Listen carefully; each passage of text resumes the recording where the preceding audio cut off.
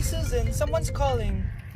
Hello anak, kamusta na kayo dyan? Padala ka ng 10,000 ha? Dahil wala na kaming baon ng mga kapatid ko. Anak, pasensya ka na, hindi mo na ako makakapagpadala ngayon. Di ba pumunta ka dyan para sa amin? Wala ka naman palang kwenta eh. Sige anak, gagawin ko ng paraan ha. Di na muna siguro ako bibili ng gamot para may maipadala ako. Ako? Wala na ako nanay, di ba? Eh, sino yung tumatawag, te? Di ba nasa ibang bansa yung nanay niya? Ano naman gusto mo? Hello anak, buti naman sinagot mo na.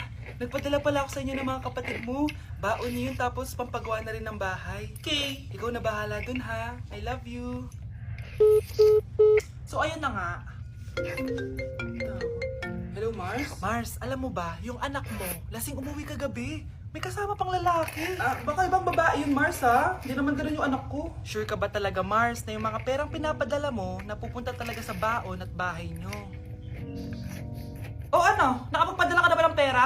Oo anak, nagpadala na ako kanina. Dagdagan mo ha, marami kaming bayarin ngayon. Anak, matanong ko lang, saan mo ginagastos yung mga pinapadala ko?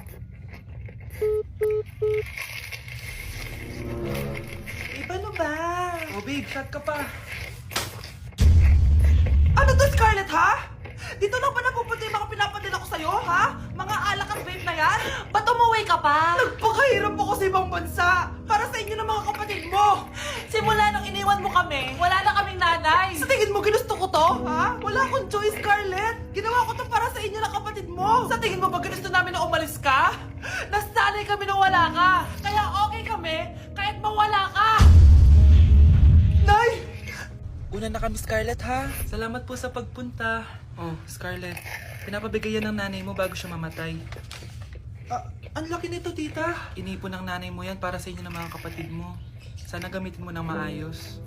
Kahit wala ka na, hindi mo pa rin kami pinapabayaan. Salamat, Nay. Sana yan ang makakapagpabago sa'yo, anak. Balang araw, babalikan din kita.